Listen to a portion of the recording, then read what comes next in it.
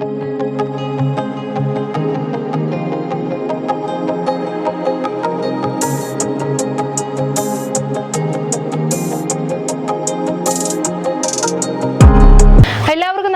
ഞാനിപ്പോൾ ഉള്ളത് കണ്ണൂർ ജില്ലയിലെ ഇടച്ചുവ എന്ന് പറയുന്ന സ്ഥലത്താണ്. സുകുമാരേട്ടൻ്റെ വീട്ടിലാണുള്ളത്.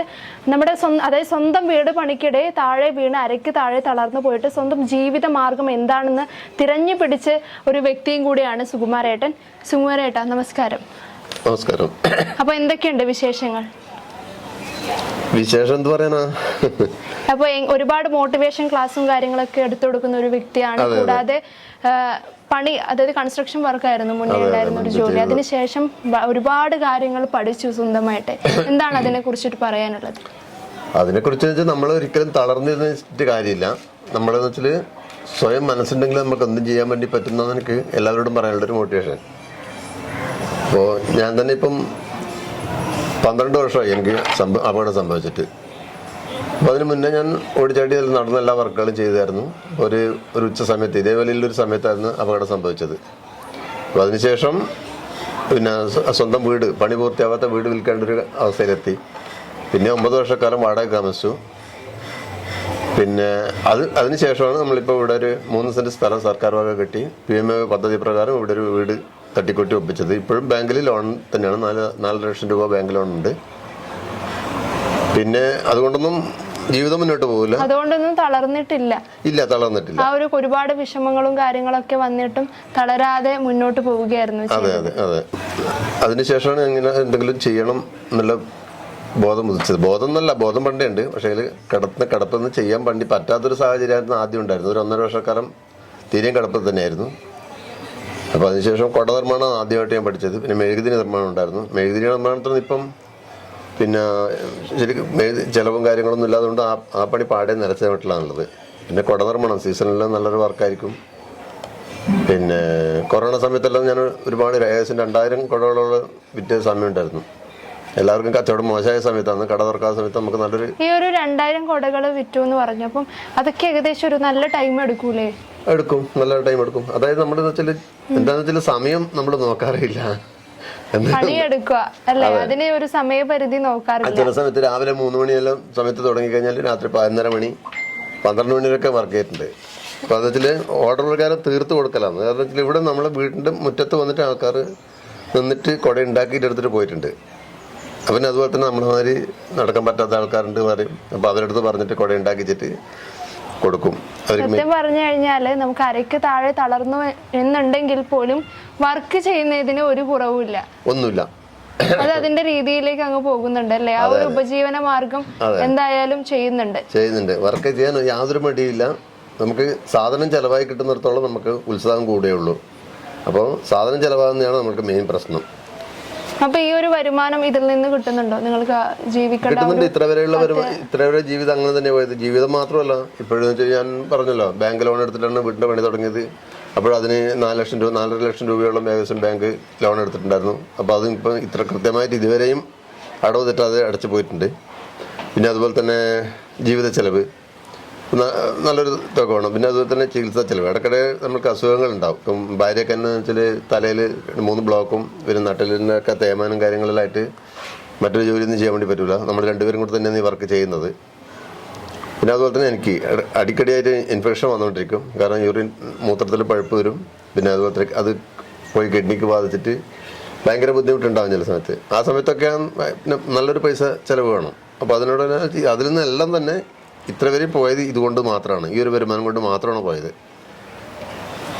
മറ്റൊരു കാര്യം എന്ന് പറയാനുള്ളത്, ഇപ്പം വാഹനാപകടത്തിൽ അല്ലെങ്കിൽ മറ്റെന്തെങ്കിലും ആക്സിഡന്റോ കാര്യങ്ങളോ സംഭവിച്ച ഒരുപാട് ആൾക്കാർ പല പ്രശ്നങ്ങളായിട്ട് കിടക്കുന്ന ഒരുപാട് ആൾക്കാരുണ്ട്, അല്ലെങ്കിൽ വീൽ ചെയറിലായിപ്പെട്ട ആൾക്കാരുണ്ട്. അപ്പൊ അവരോടൊക്കെ എന്താണ് പറയാനുള്ളത്? ചില ആൾക്കാർ വിചാരിക്കും ഇതോടെ ജീവിതം അവസാനിച്ചു എന്ന് വിചാരിക്കുന്ന ആൾക്കാരുണ്ട്. അപ്പൊ അവർക്കൊക്കെ പറയാൻ പറ്റിയ അല്ലെങ്കിൽ എന്താണ് ഈ ഒരു ജീവിതത്തിൽ നിന്നും പറയാൻ? ഒരിക്കലും അതോടെ അവസാനിക്കുന്നില്ല. അതായത് നമ്മൾക്ക് മനസ്സുണ്ടെങ്കിൽ നമ്മൾക്ക് എന്തും ചെയ്യാൻ വേണ്ടി പറ്റും. അത് യഥാർത്ഥത്തിൽ ഒരു തുടക്കമാണല്ലേ? അതെ അതെ. നമുക്ക് വേണ്ടതെന്ന് വെച്ചാൽ നല്ലൊരു മനസ്സാണ്. അതായത് നമുക്കൊന്നും ചെയ്യാൻ വേണ്ടി പറ്റുന്നില്ല, ഒരു ധൈര്യം മനസ്സിലുണ്ടെങ്കിൽ നമുക്കൊന്നും ചെയ്യാൻ വേണ്ടി പറ്റും.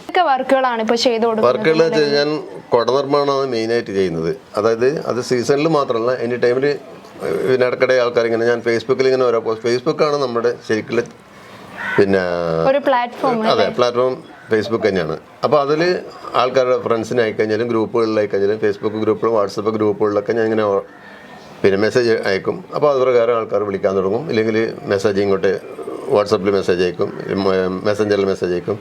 അപ്പോൾ അങ്ങനെയാണ് കുടകൾ അങ്ങനെയാണ് വിറ്റഴിക്കുന്നത് കൂടുതലും. പിന്നെ ചില ആൾക്കാർ സ്കൂളുകളിൽ ചില സമയത്ത് 50 കുട 100 കുടകൾ വേണമെന്നൊക്കെ പറഞ്ഞു കഴിഞ്ഞാൽ അവർ വരും, വന്നിട്ട് പോവും. പിന്നെ ചില ആൾക്കാർ വന്നിട്ട് വെച്ചാൽ നമ്മൾ വിലപേശുന്ന ഒരു സമ്പ്രദായമുണ്ട്. കാരണം നമ്മൾ ഇന്നവരെ നമുക്ക് വില കുറച്ച് കൊടുക്കാൻ പറ്റില്ല. എന്താ കാരണം വെച്ചാൽ നമ്മൾ ഏറ്റവും ക്വാളിറ്റി കൂടിയ നമ്മൾ മെറ്റീരിയൽ എടുത്തിട്ടാണ് നമ്മൾ വർക്ക് ചെയ്യുന്നത്. അപ്പോൾ നമ്മളൊരു ചെറിയൊരു പൈസ മാത്രമേ നമുക്ക് ഇതിൽ നിന്ന് കിട്ടുള്ളൂ. ഏകദേശം ഒരു മണിക്കൂർ സമയം എടുക്കും ഒരു കുട ഉണ്ടാക്കി പൂർത്തിയാകാൻ വേണ്ടി. അപ്പോൾ അതിന് നമുക്ക് ചെറിയൊരു പൈസ മാത്രമേ കിട്ടുള്ളൂ. അപ്പോൾ എന്നാലും പരമാവധി എന്നാലും അതിൽ നിന്നും 10-20 രൂപ കുറച്ച് കൊടുക്കാറുണ്ട്. സ്കൂളുകളിലൊക്കെ ആവുന്ന സമയത്ത് അവർക്ക് ഫ്രീ ആയിട്ട് കൊടുക്കുന്നതായിരിക്കും ചില ആൾക്കാർ. അപ്പോൾ അങ്ങനെയുള്ളവർക്കെല്ലാം ചെറുതായിട്ട് കൊടുക്കും, കുറച്ച് കൊടുക്കും പൈസ. കൂടാതെ ഒരുപാട് പെന്നുകളും ഉണ്ട്. കുടകൾ കൂടാതെ ഉണ്ട് പേപ്പർ പാനകൾ. ഇതാണ് പേപ്പർ പാനയാണ് ഇത്. നമ്മുടെ പ്രകൃതിയോട് ഏറ്റവും അതെ, ഇതിന്റെ പേര് തന്നെ പ്രകൃതി സൗഹാർദ്ദ വിത്ത് പേന എന്നാണ്.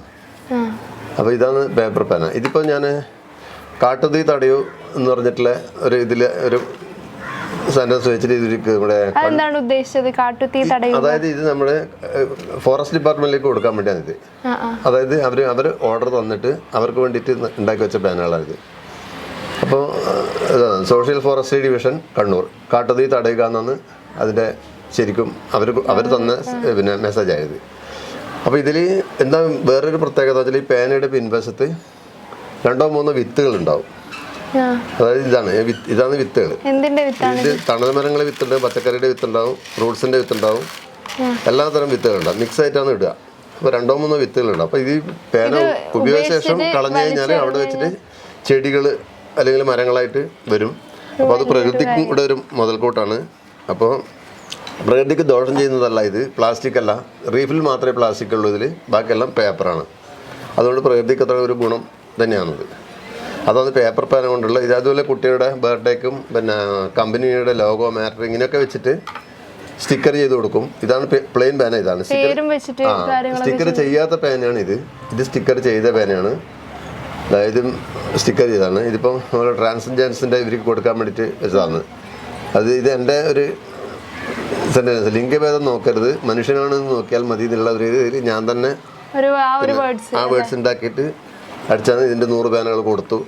അപ്പോൾ അതിൻ്റെ ബാലൻസ് വന്നത് സാമ്പിളായിട്ട് വെച്ചതാണ്. അപ്പോൾ പേപ്പർ പേനകൾ. പിന്നെ അത് കൂടാണ്ട് പേപ്പർ ബാഗുകൾ ഉണ്ടാക്കും. ബാഗുകളെന്ന് പറഞ്ഞാൽ ഫാൻസി ഷോപ്പുകളിലും ടെക്സ്റ്റൈൽ ഷോപ്പുകളിലൊക്കെ ഉപയോഗിക്കാൻ വേണ്ടി പറ്റുന്നൊരു 3 കിലോ വെയിറ്റ് വരെ താങ്ങാൻ പറ്റുന്ന തരത്തിലുള്ള ബാഗുകൾ.